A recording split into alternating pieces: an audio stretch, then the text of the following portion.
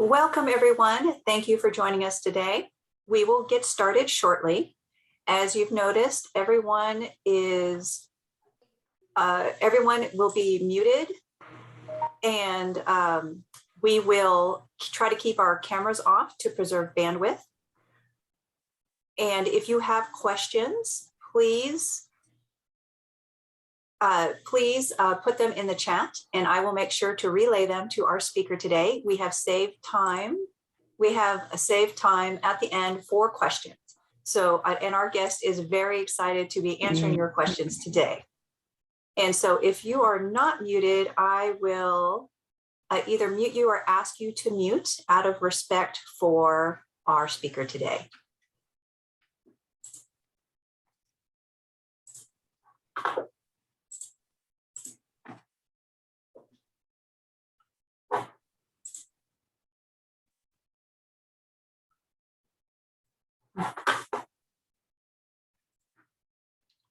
All right, so we're at 12 o'clock. I want to thank everybody for joining us. We will get started in just a moment.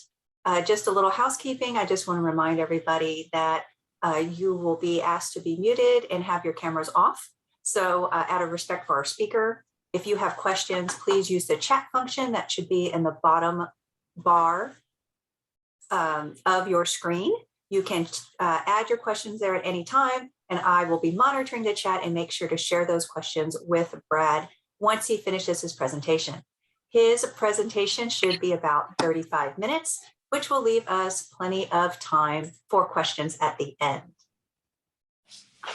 Yeah, and if you would like to, if you want to introduce yourself in the chat, please do. We have some old friends joining us today, and we're really excited for today's program. So with that, I am going to get started with our quick introduction. Hello and welcome. I'm Helen Dulac, the Public Education Manager for the North Texas Municipal Water District. The North Texas Municipal Water District is a water, wastewater, and solid waste service provider.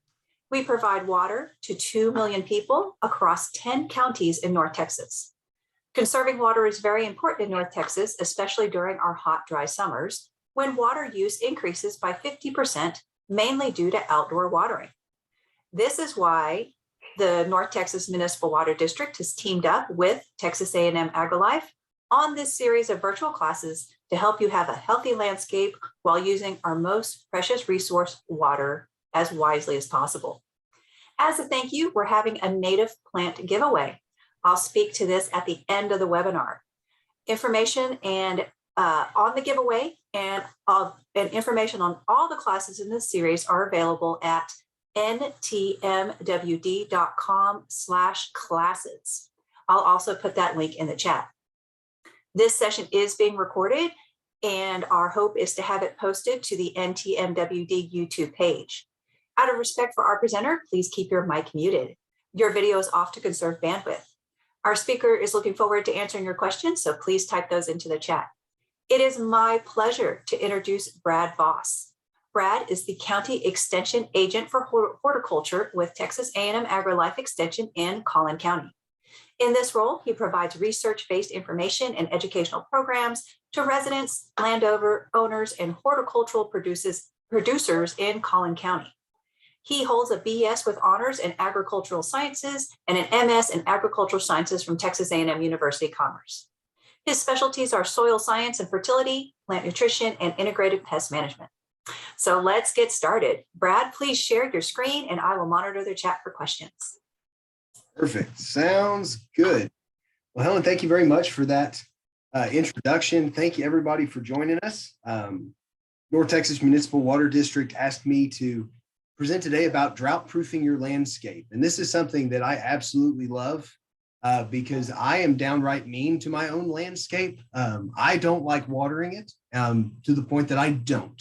So if it can't survive with what nature gives us, then it's just not going to work. So I'm going to help walk you through some of the ways that you can make your own landscapes more resistant to drought. I know I titled this drought proof. Drought proof is a bit of a stretch, but drought resilient, that's much more reasonable. So What are some keys to a drought-proof landscape? Well, number one, and my master gardeners that are joining us today are probably grinning right now, but you have to understand your soil. Here in North Texas, especially. Welcome to the Blackland Prairie. Welcome to smectic clays. Welcome to it. But you have to understand your soil. Once you do that, things become a lot easier. Next, you have to select appropriate plants. Right plant, right place. We'll talk more about that later. And then you need to have a sound plan or design. Now, I'm as guilty as the next person. I've gone to Lowe's, Home Depot, a nursery, and bought a plant that I didn't plan on buying because it looked neat. That's not the way you're supposed to do it.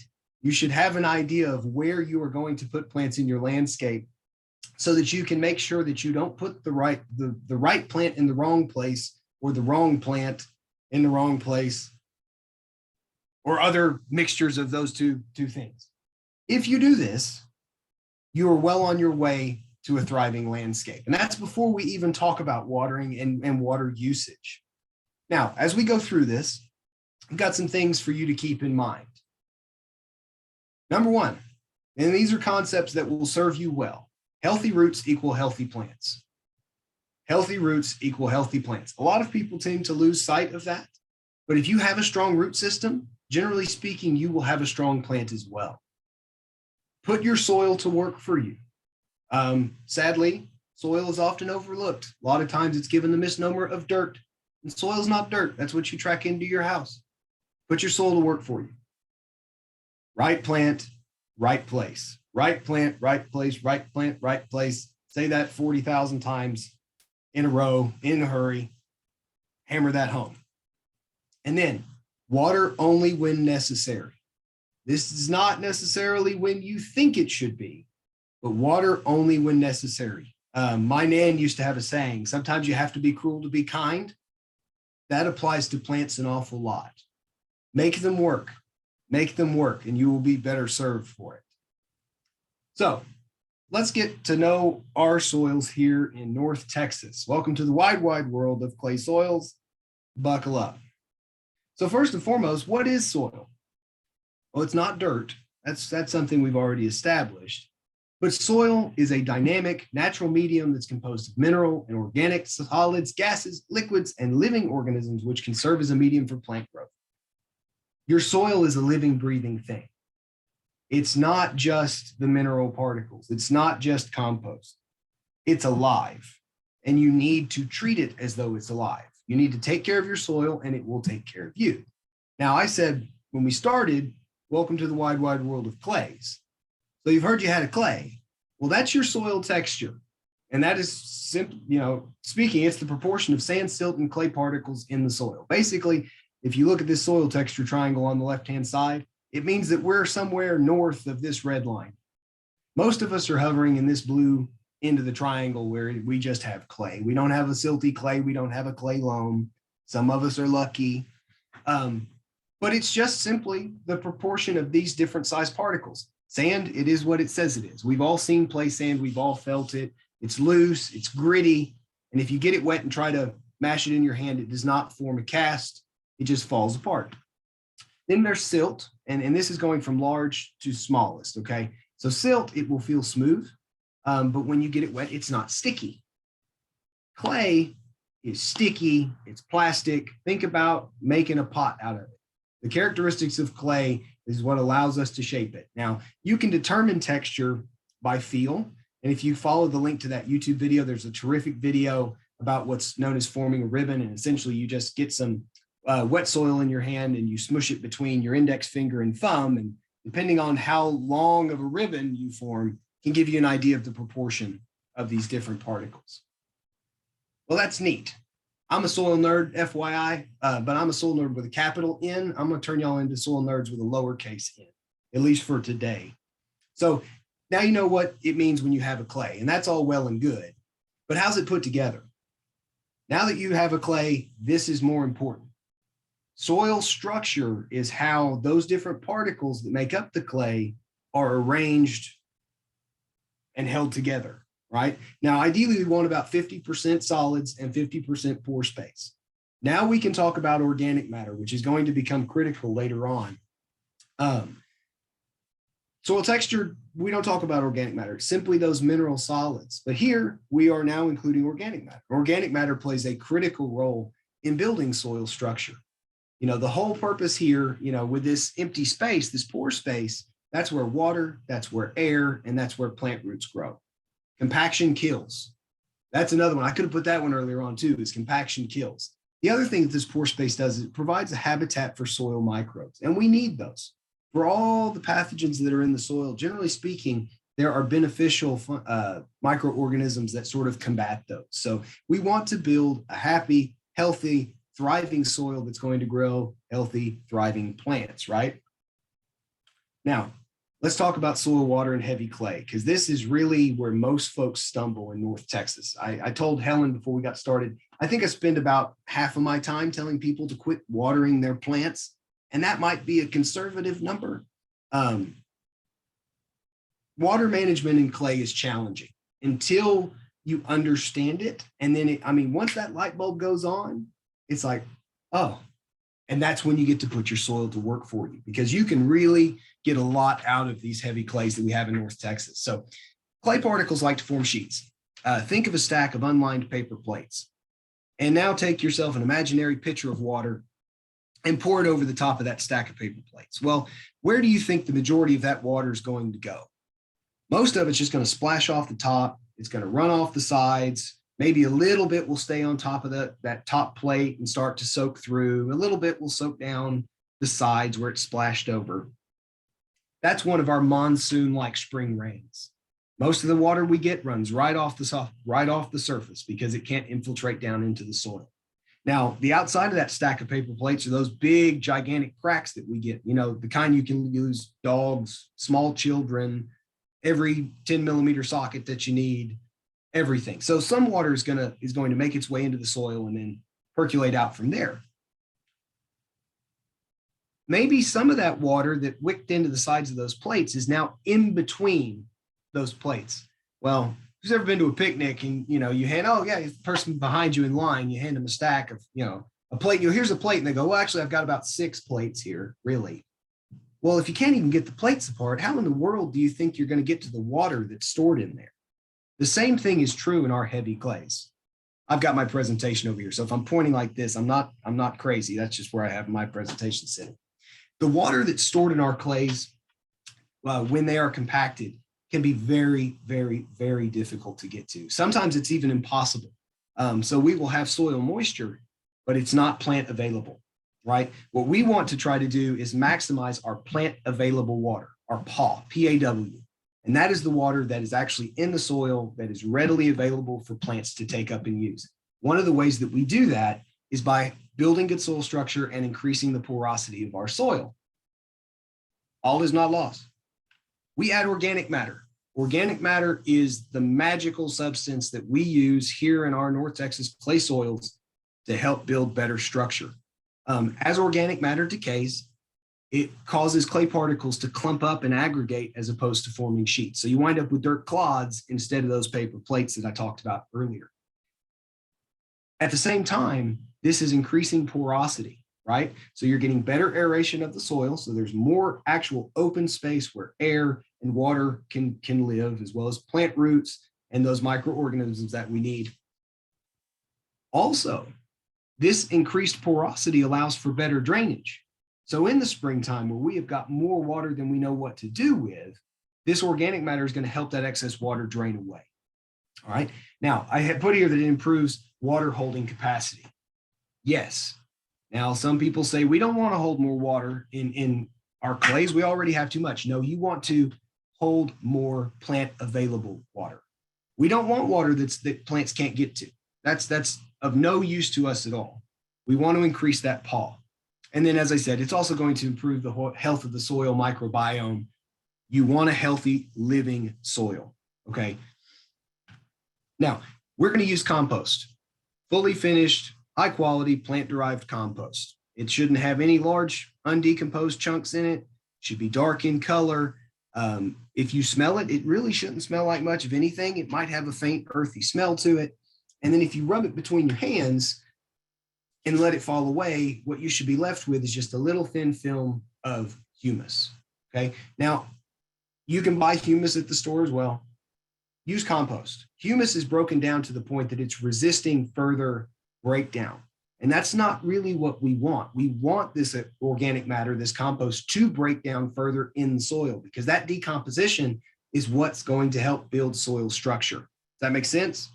And if you're spending the same amount of money, get the compost. Now, yeah, there's mushroom compost out there. There's composted cow manure. There's all kinds of different composts out there.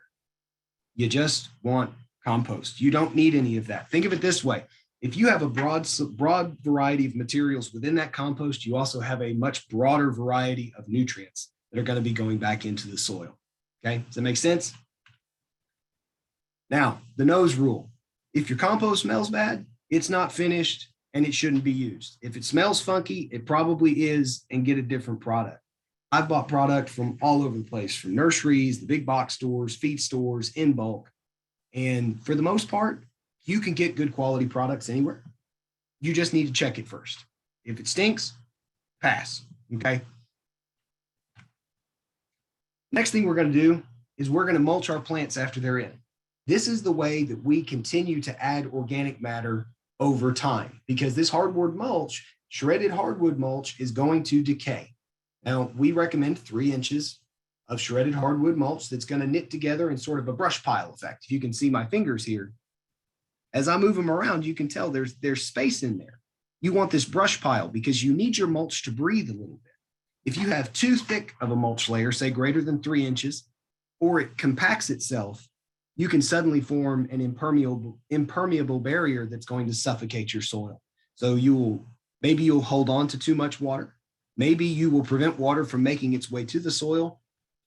What I'm more concerned about is the lack of oxygen and forming that anaerobic environment that's going to kill off microorganisms, that's going to kill roots, and basically just be bad for your plants, right?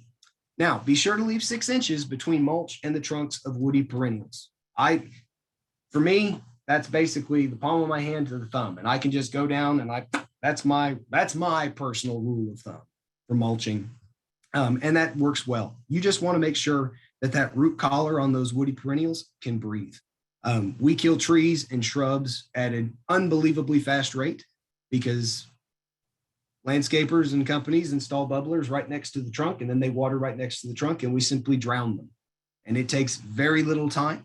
It's wasteful, it's expensive, and it could have been avoided. Okay, so you don't want to water up next to the trunk. That was a little sidebar. Don't use an inorganic mulch. Don't use rock. Don't use rubber, ground up Nike tennis shoes, brick. You want something that's going to decay because we want to add that organic matter over time. That's what's going to build our structure for us. Also, do a soil test. Why? Because it's got stuff in it that you need to know. Because when we're talking about plant selection, which is what we're going to cover soon, you need to know these things. Chiefly, you need to know your pH. Now, newsflash, here in the Blackland Prairie, in our highly calcareous soils, our pH tends to hover north of 7.5. Usually it's around 8, 8.1, up to 8.3. That's fine. It just means you're not going to grow blueberries. That's fine. That's an example of a poor plant selection here in North Texas. If you want to grow stuff that needs acidic soil, put it in a raised bed, put it in a pot. But if you're playing in our native soil, it's just not going to work. So you're going to get pH. And I'm looking at this routine analysis here. Number one, it's $12 plus the shipping to send it down to the lab in College Station. And you're going to get back a lot of very useful information that's going to help guide you while you're selecting plants. So do it. It's cheap, it's easy, and you need to know it. Now, let's talk about proper plant selection. Right plant, right place. Part of the ship, part of the crew. As I said, right plant, right place, right plant, right place. Y'all can read that. It is that important, folks. It really is. Do not doom your landscape by selecting plants that are poorly adapted to North Texas. If you buy the wrong plant and put it in the ground, it will die. Now, how long that's going to take, I don't know, but it will eventually happen. Now, right along with that, don't doom your plants by putting them in the wrong spot. That's where having a good plan comes in. Along those lines, you need to understand the sunlight requirements of plants, and you need to understand hardiness zones. So The picture I have here is the USDA plant hardiness zone map for East Texas. We are zone 8A here in Collin County. We're also part of what is known as the transition zone, which is neat and frustrating all at the same time. It just means we can grow a huge variety of things, but we're going to kill stuff on the far edges of that. We can grow citrus, we might freeze it. We can grow tall fescue, we might cause it to sweat itself to death in the summertime, right? But you need to understand how much sunlight plants get. I have a north-facing house in Greenville, and the way the house is shaped, we don't have a full sun front landscape.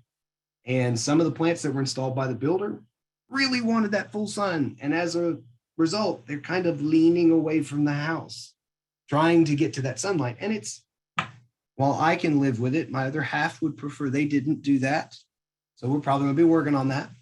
But if you plant something that requires full sun and you put it in the shade, it's going to die.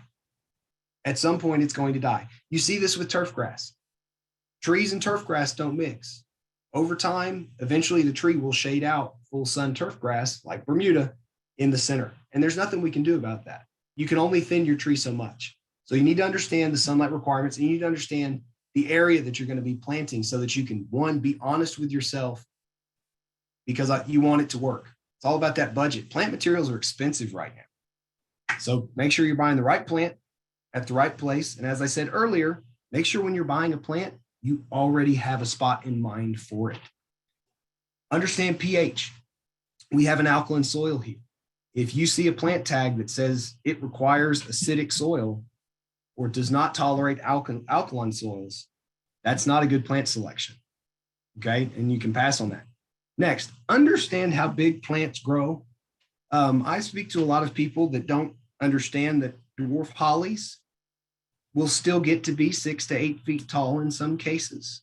So make sure that you understand when you're selecting plants, the actual final mature size of the plant so that you understand, one, what the amount of maintenance that's going to be required to keep it in the size and shape that you want it to be. And that's more about, one, you being happy with it and not just regretting the purchase the entire time.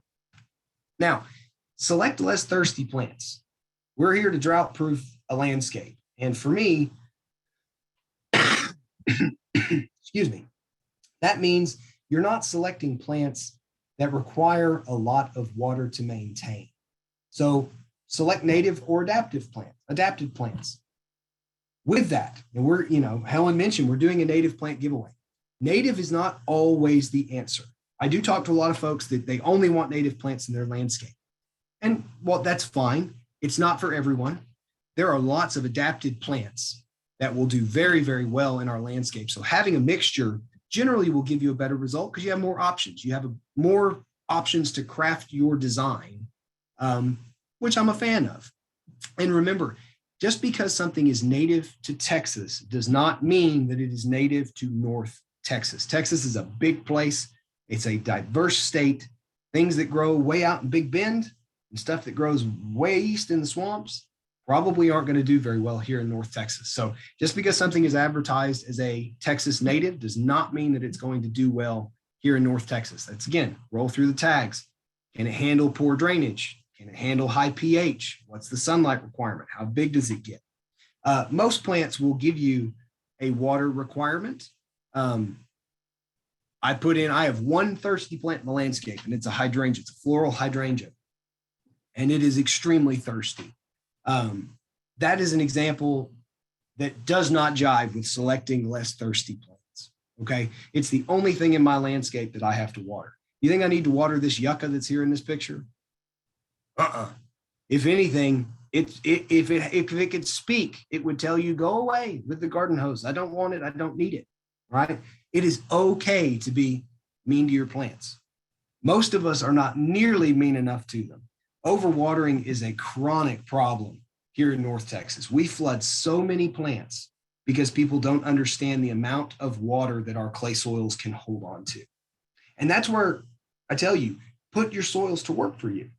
It's all about growing a large, healthy root system, right? And we're going to talk about watering here in a little bit, but I want to at least plant that idea in your head. See what I did there?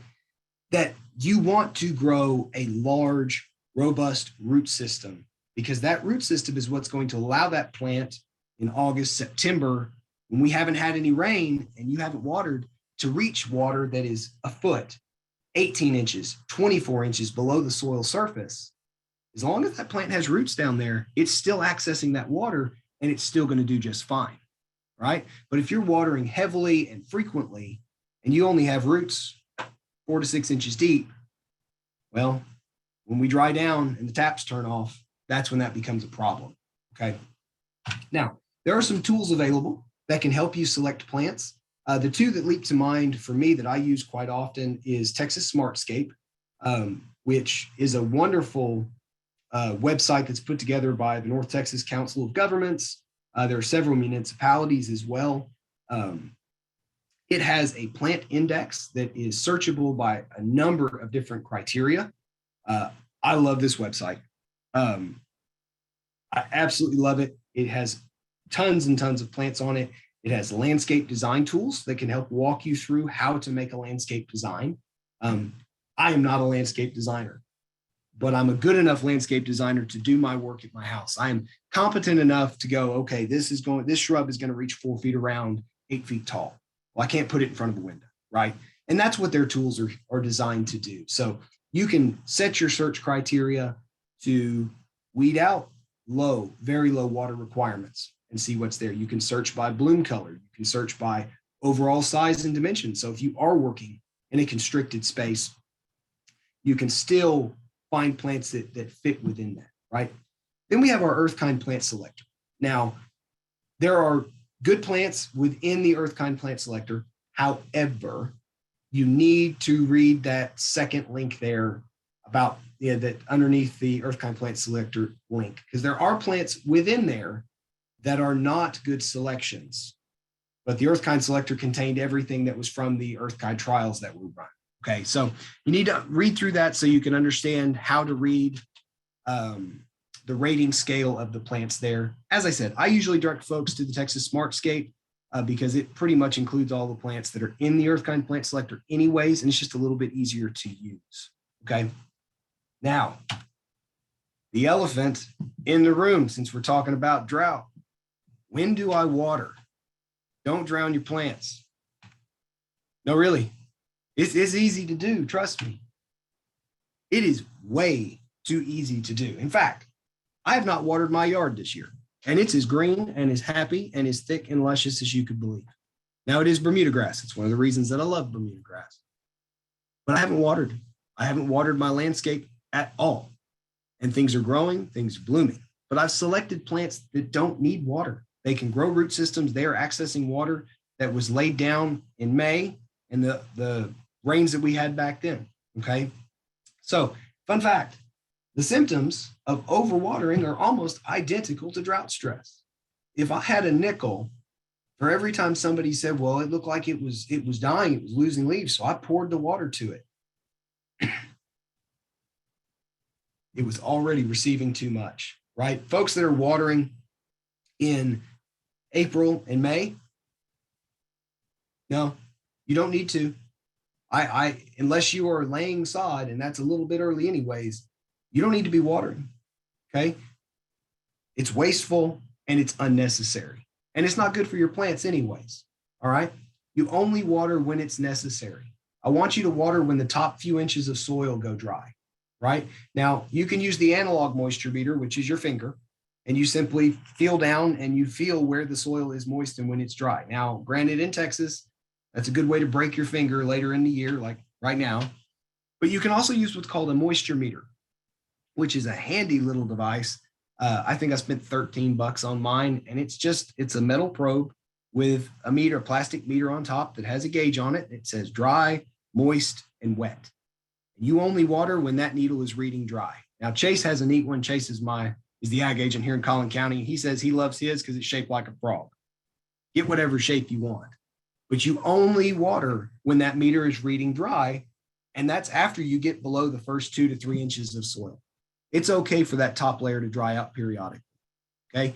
Letting the top few inches dry out is actually going to help mitigate a lot of our fungal diseases that we run into here.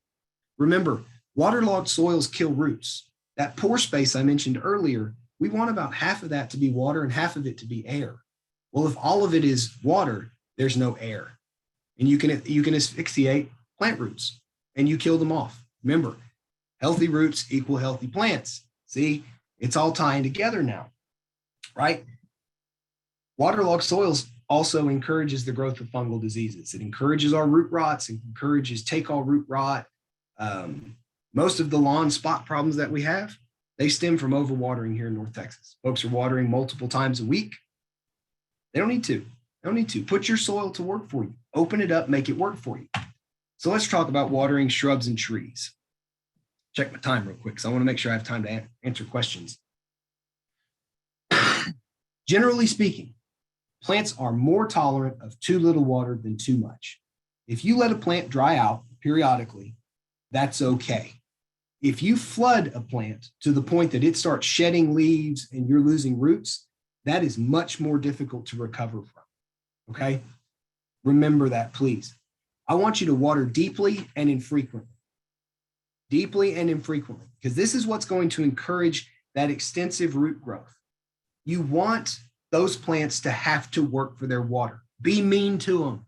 Don't baby them so much. Make them search for water. It's, again, what did my nan say? You've got to be cruel to be kind. You want those root systems to have to chase that water because that's going to force them to grow deeper and more extensive. And that's what allows them to access that water when it's August, September, and hot. But we have water, say 18 inches down the soil profile. Trees are fine. If they lose a few leaves, like the elms are doing right now because it's 100 degrees, that's okay. That's fine. That's the tree taking care of the problem for you, right? So the majority of shrubs and trees, established shrubs and trees, they don't need watering. If you've built a good soil, if you have built good structure in your soil that is porous, that allows the plant to be able to grow an extensive root system, you don't need to water. If you're making good plant selections that don't have high water requirements, you don't need to water. And that's just that's really just the fact of it. Now, what I usually tell folks to do that don't buy that and they just don't trust me, and that's fine, back your water off. Cut your watering in half and see what happens. Just start with that.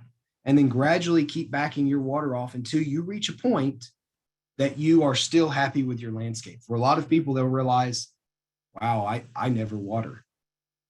That's really what I want you to accomplish. I want you to be able to have a landscape that is beautiful, that you don't have to water. You can use the water that falls from the sky, you catch it in your soil, and you put it to work for you when you need it. Use that moisture meter. Only water when that meter reads dry. Only water when it reads dry. If it says moist, you still have water. Doesn't have to say wet. Moist is good. All right, let's talk about lawns. Lawns are a massive water sink. People flood their lawns like crazy. Again, water deeply and infrequently. Think trees and shrubs. We are still, the same principle of healthy roots, healthy plants applies to turf grasses. We want to grow as deep a root system as we possibly can so that that grass becomes more resilient when it does get hot and dry. It doesn't matter if it's a grass, doesn't matter if it's a shrub, doesn't matter if it's a zinnia. The same principles hold true. You want a large root system that allows them to find resources. And in this case, we're talking about water. For lawns, we can do what's called cycle and soak. Cycle and soak is it's within the controller box of your irrigation systems. You can do it manually. You just water for a while, then you go turn the hose off, and then after a while, you turn it back on. Same idea. And what we're doing is understanding that clay soils have a relatively low infiltration rate. Infiltration is water moving into the soil. For my own personal irrigation system at home, and it's spray heads, I'm working on replacing them, I can water for about 6 to 7 minutes before I start seeing water run off. That's when I know that I need to cut off my system and let the water that's there soak in. And I usually let it cycle for, that's the first cycle. Then I go into the soaking period, which for me is about 3 hours before my system turns back on and I apply the other half of my water. Now, all that said, I haven't watered my yard yet, okay? And I'm going as long as I can without having to water my yard, because I just don't want to do it, right? Now, increasing your mowing height to shade the soil surface is going to help you, because that's going to reduce evaporative losses and keep the soil cooler. Along with that, mulch your grass clippings. If you're bagging your grass clippings, I encourage you to mulch them. Now, there are a few instances where bagging your grass clippings is a good plan if you're dealing with certain fungal diseases and such, right? But if you're watering correctly, you're probably not going to have those. So mulch those, because that is free organic matter that's going to work its way back down into the soil. It's going to provide nutrients. It's going to, again, just like the shredded hardwood mulch, it's going to help hold some moisture down in the soil for you that your grass can use when it turns hot and dry. Lastly, I want to introduce you to the WaterMyYard program. You follow the link. It is very user-friendly. You enter in your zip code or your address, I believe, and you will get weekly recommendations on when to water your yard. It really is as simple as that. There's an app as well for Apple and Android. Use it. Use it. Take the guesswork out. Don't worry about it. Let somebody else handle it for you. They'll tell you when you need to water. For those of you that have Bermuda grass and zoysia, honestly, 5 to 6 times a year with a good root system, good soil structure, and a healthy lawn, it's going to look just fine. It's going to look beautiful, and you're never going to know the difference. Okay. And that should be the goal. That should be the goal. We don't want to pour water onto a landscape that doesn't need it. Right. So let's recap. Hey guys, we made it. Drought fighting is a process. Okay. And it starts with your soil. You need to add organic matter so you can build structure and increase porosity. That's where you're going to hold that water that you're going to use later in the year. You're going to use mulch and to reduce moisture loss and to lower soil surface temperatures. In a lawn, you're going to mulch your grass clippings to do the same thing. When you're selecting plants, you're going to look for native or adaptive plants that have low water requirements. When you do have to water, you're only going to water when it's absolutely necessary. So you're going to use a moisture meter to check first, or you're going to be using that WaterMyYard program first, right? When you do water, you're going to water effectively. So you're going to cycle and soak. You're going to water deeply, and you're going to water infrequently. So you encourage that good rooting of all of your plants, all right? Don't forget, the goal is to have a thriving landscape, but you want a thriving landscape that uses minimal water. And if you do the things that we talked about here, you will be successful and you will have a beautiful landscape and you will save an awful lot of water. Okay. This is me. I'm Brad Voss. I'm the County Extension Agent for Horticulture here in Collin County. That's my contact. Feel free. Drop me a line, shoot me an email. I'm happy to carry on the discussion. Any of my master gardeners will tell you, if you want to talk about soil, I'm down. That's my jam. I like it. And with that, any questions? I'm ready. All right, Brad, thank you so much for that. I think I learned a lot in this presentation. So we do have a couple of questions, and of course I have plenty of my own. So participants and guests, please add your questions to the chat, or I'm going to ask all of mine.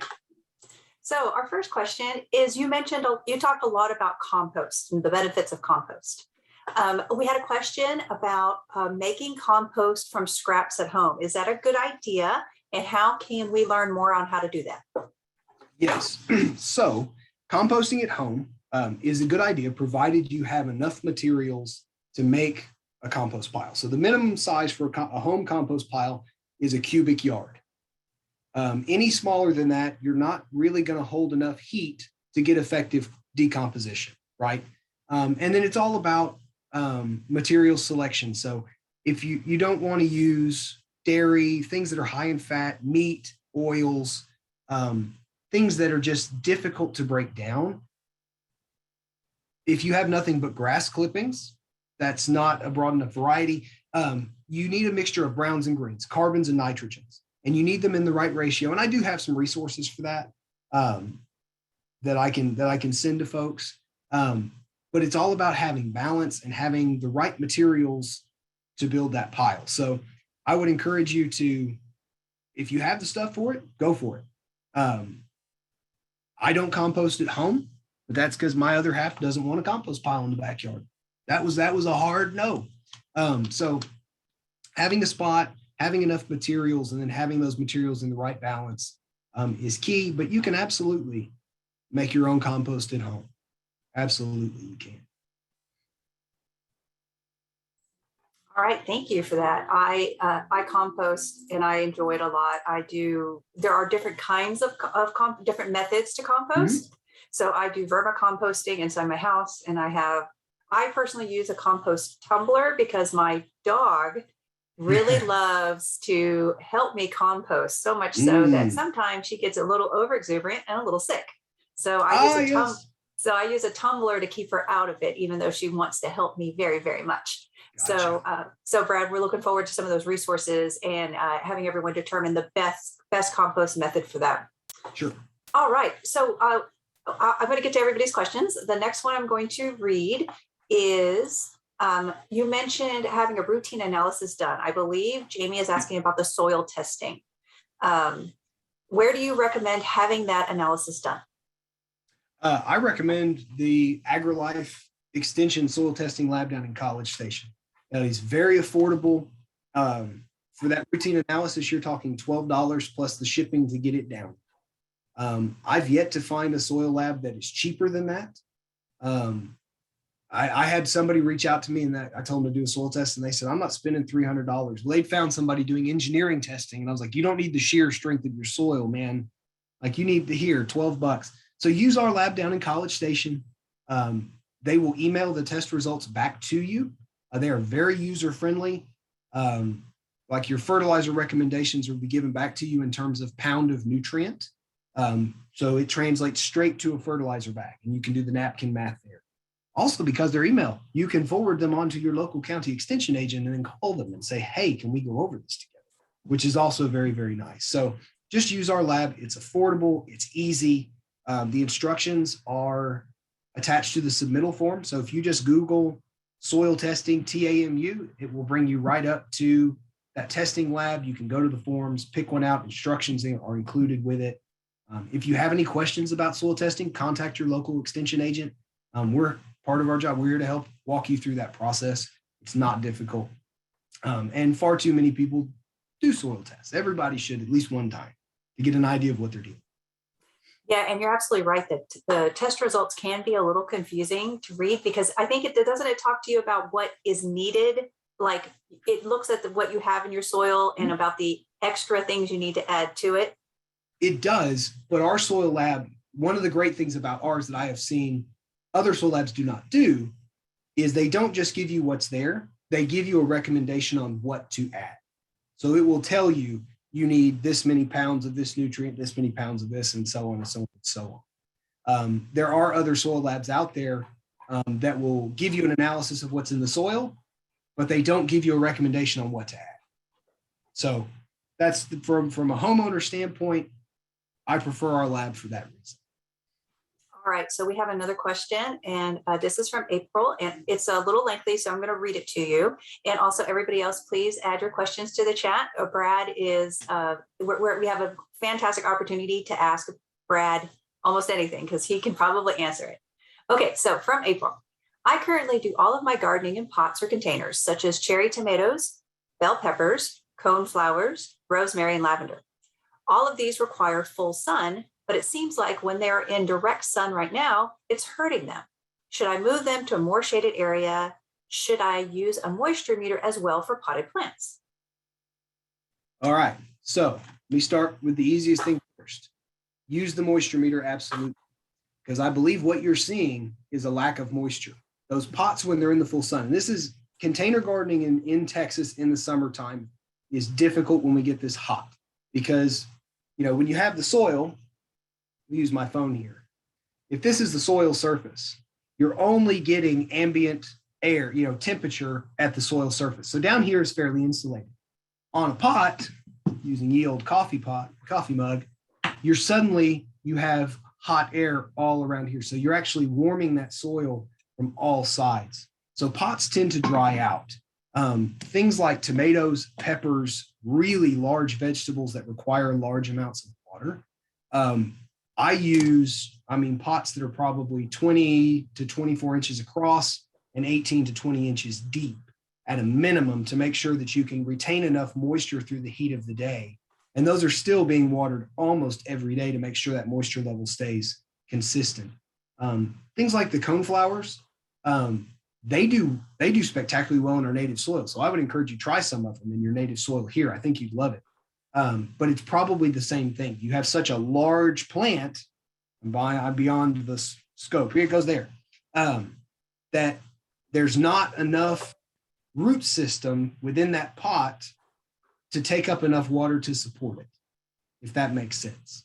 So healthy roots, healthy plants, a big enough root system to support the plant up top. That's what I think is happening. Moving them to the shade, while it can help,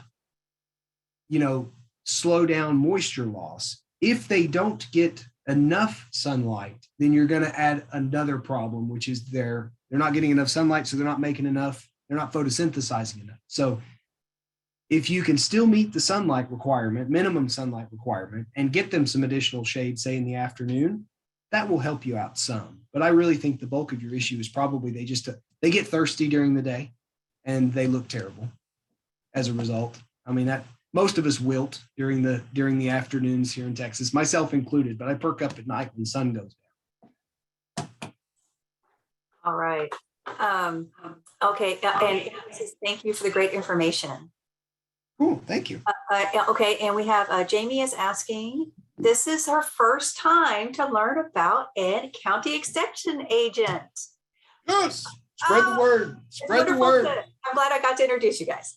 Is this a resource that can help with general questions?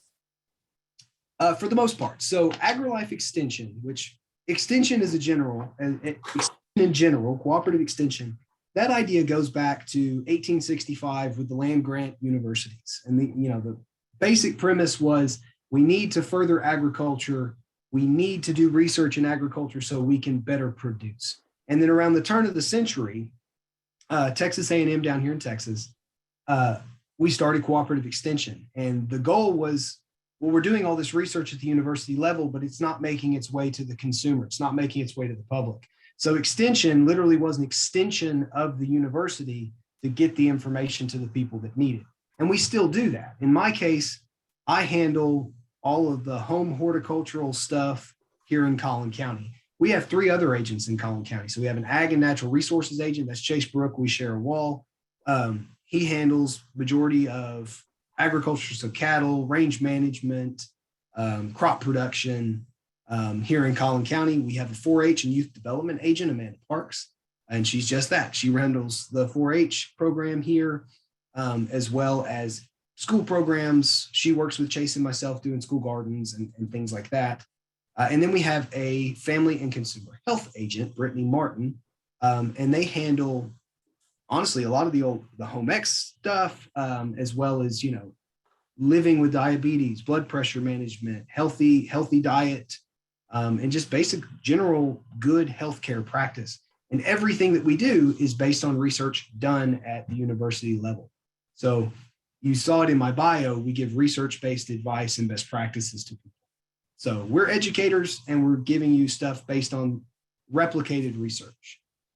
Tell the world we exist, please. We're often called the best kept secret because we're like, I've never heard of extension. So thank you for meeting us and tell the world, please. And also, if you continue to visit our series, this virtual Lunch and Learn series that goes on for the next 2 months, you're going to meet other agents and employees of Texas A&M AgriLife, other subject matter experts. So you'll get to extend your network.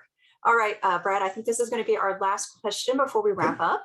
So our friend Cheryl has received 3 loads of chipped trees for free. And she said she actually sent you photos. Yeah, I've got them. I'm looking at them. Does she need to let that mulch age, or can she use it now? You should be able to use it right now. I don't see any reason why you can't use it now. If anything, it's going to have a little bit of moisture in it itself, which is going to help. It's going to help reduce losses as well. So no, go for it. Now, Cheryl, I don't know if you use Chip Drop, but I have signed up for Chip Drop. So that is it's a site you can go to. You can create an account and you can request free mulch. So like landscape companies that were hired to take down a tree, for example, they'll chip up that tree. They come to your house and they just leave all of those all that mulch in your driveway, and then you're responsible for moving it to wherever you want on your property. This can be a free service, or you can choose to pay a small fee of about $20 to help cover the cost for the landscaper. I got one load. I don't know if it's as much as Cheryl. Yes, you got chip drop. Awesome. And it didn't take that long. I think it was only like a week or so after I requested a drop off that I got one. And you will be in mulch heaven, because you're going to get so much mulch. So get that wheelbarrow ready, stretch out your back, get that shovel ready. It is a really neat service. And I actually did the same thing that you said, Brad. I put my mulch out right away. I did put it primarily on my flower beds, because I know that sometimes there's been concern about the fresh mulch pulling nitrogen out of the soil.